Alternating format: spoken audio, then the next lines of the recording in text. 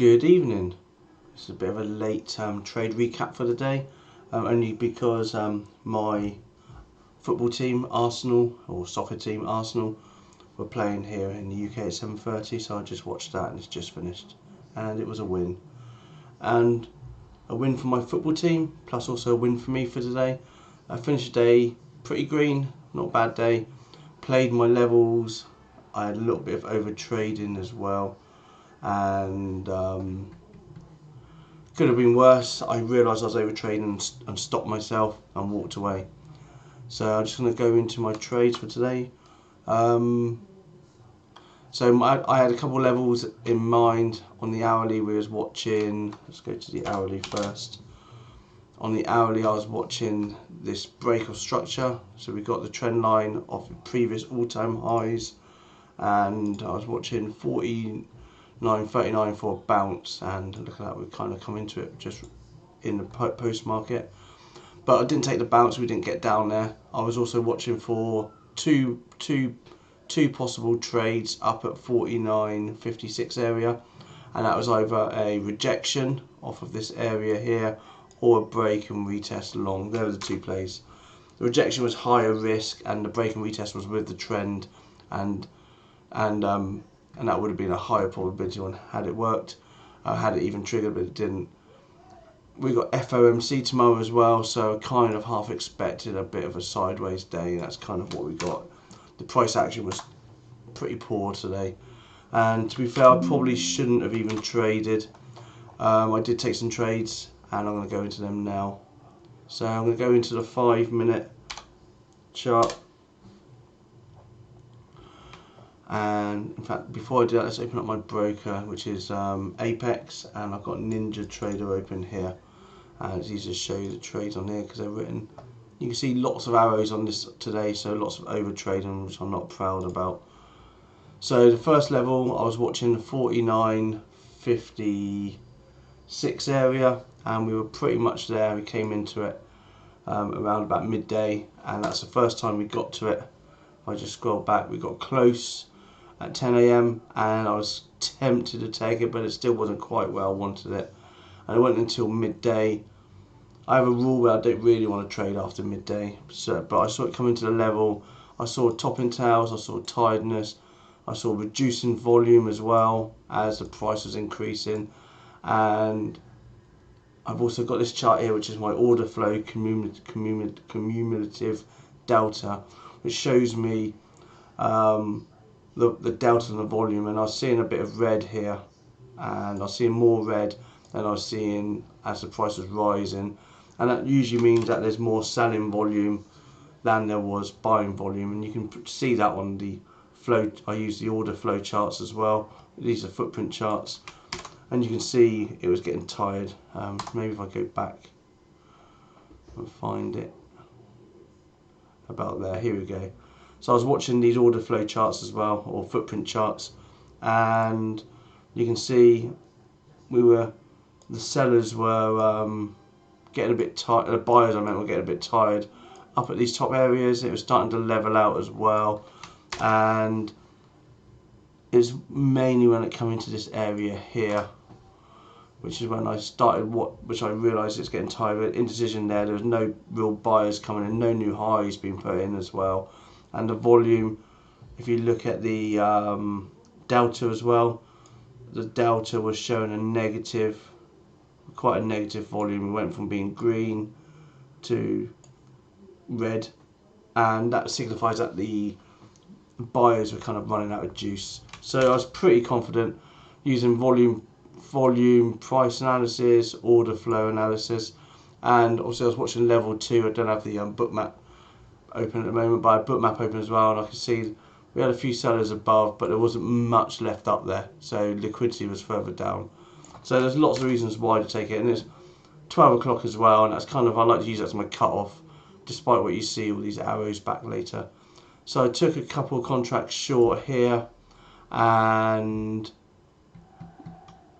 my entry wasn't particularly great because I really wanted to get it closer to here, and I had a little bit of FOMO as well, where I saw it come up, reject, come up, reject. It came back up, and I saw it rejecting, so I got in there.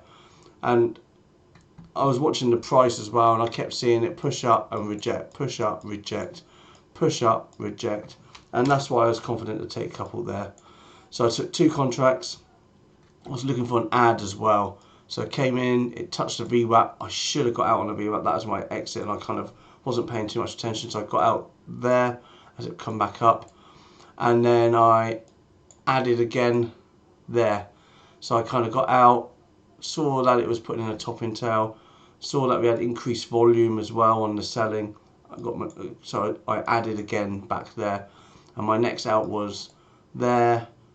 So at the low of the day, that's what I was aiming for, low of the day for an out. So I still in, I had a couple contracts, I had 1 contract left, and I sold the last one there. No, sorry, let's rephrase that. I got out there and I added another one there because I was looking for another add. I had increase in volume, and then we had decreasing on the pullback. So I added just there, and you can see it worked out. Didn't take a profit because I had a limit order sitting just a little bit below or in front of the before the low of the day, and I went off. I put an OCO order in, so my OCO orders were there, and I had one further down here somewhere, and I had a stop sitting one above here, and my other stop was just at my break even. By the time I put the ads in, my break even was down here. So you can see it stopped me out there. I wasn't here for this. It stopped me out there, and it stopped. And look at that, it stopped me right on the edge there. It's a bit annoying, but it is what it is. So I kind of had a little bit of FOMO then because I gave back all of this potential unrealized profit. So this time I shorted again, and I got out there because it wasn't a very good short. I was hoping it'd come back down for a triple bottom, and so the gains I got on here, I gave back here a little bit, and then I added. I thought I wanted to go long because I was thinking this is where I started over trading. Then I put in the bottom, and we put in a higher low, then we put in another higher low, and so I thought as it broke that one, I went long, which is an okay long into a little bit of a area, into a little bit of a volume area. You can see the volume control here was a bit high, and it came back, and I stopped out again there, and wasn't really great. I went long again there, and I stopped out again there. So I was just kind of, these are for little tiny amounts, and I probably should have stopped trading at this point. I should have stopped trading here. That should have been my out. I should have left it. So I saw that we were still putting in a lower high, so I put in another win. So I put in another order there, and an add there as well, and it came into a bit of profit. And I thought, you know what, my football team was just about to kick off at 2:30, at 7:30 here in the UK, so I just got out of everything and walked away. So it was a decent green day, but I worked for it, and I shouldn't have had to. I was no better off position there than I was down here. So it just goes to show I worked harder, not smarter today. And my idea was right in the end. The level I was watching on, which I had an alert set up on TradingView. Hang on, this is the 5-minute chart. So TradingView, I had this alert set for this position. The alert was triggered, so that's what I was really waiting for. I know it's pretty close there, but this is the area I was really waiting for it to break through. That's what I talked about in my pre-market video as well. Poked through, rejected, and look at that, it came right down to my next level. So those two levels were very relevant today. So we got this one up here, kind of got it there, but it definitely got it there. And if I had a limit order in and a limit order in there, it would have been a decent trade down. So it just goes to show that these levels are good levels, even though they were quite late in the day, and I wouldn't have traded this late in the day. The levels were spot on yet again. Almost every day this month, the levels have worked pretty much spot on. Well, we haven't really bounced on that level yet, but that's an area I'll be watching for tomorrow if we don't do anything else. Tomorrow's FOMC, so let's see what happens. That's it. So decent green day, and used volume price analysis. I used my levels, and I also used declining volume in level 2, just to make sure I get my entry, especially this area here as well. And it worked out pretty well for the day, and it is a good example of using volume price analysis. We had the price coming up and we can see decline in volume coming down, and then we got into that area high volume. This is where the big sellers were, or the big buyers were selling their shares to the buyers who were looking to go for the breakout, and you can see that with the additional volume coming in. And then we had big push down on volume, and then we had declining volume on the pullback, and then we had volume again, declining volume on the next pullback. So it kind of looked like it was weak, but it's a difficult day to trade. But anyway, that's me done. So good example of how to work extra hard today and be no better off than you were about 2 hours earlier. So what time is it? 12:35. I could have finished my day, or if I let my OCA orders, in fact I finished my day at 12:35. That's when I had dinner with my family, and I finally finished today at 2:30. So that's 2 hours later. So I traded for an extra 2 hours when I didn't need to, and I'm no better off financially than I was there than I am here.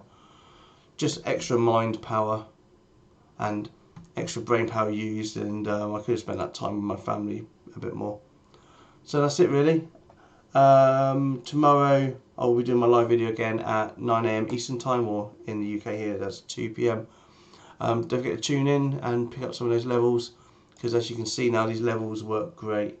And another day, I know if you're there all day, or you put your OCO orders in place, then you could have got that one, trailed it down to that one today. Even if you're watching the market came into that area, I don't treat the levels as a level or line in the sand. I treat it as a buffer, like a zone. So that's kind of the area I was watching, and you can see it came into that area. Previous all-time highs, and this was that area of lows we've been seeing as well. So again, I treat it as a buffer, so I don't use the line. I do sometimes get a bit bamboozled by watching for that line to trigger, like it did today. It did eventually trigger, but you need to use it as a zone and use confirmation to get in. I didn't use confirmation. I was confident I was going to see a rejection up here, and so I kind of got in there, and I used level 2 volume price analysis to confirm that, and my order flow charts. And if you use confirmation, you could have just taken the breakdown, so this ascending triangle wedge, and you could have got in on the breakdown, that structure, or even on the pullback back up into that area.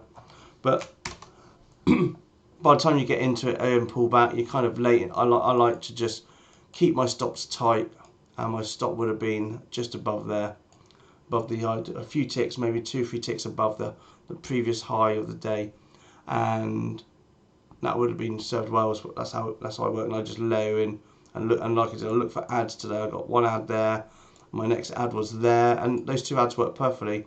Just my execution was a bit off. I should have realised it didn't put in a new low. I should have been out there. That should have been my out there for a decent profit. But I gave back probably 50% today. So that's it. End of my day, and I'm going to go and enjoy the rest of the football. I'm going to watch the highlights and just chill out. Thank you for watching, and I will see you tomorrow.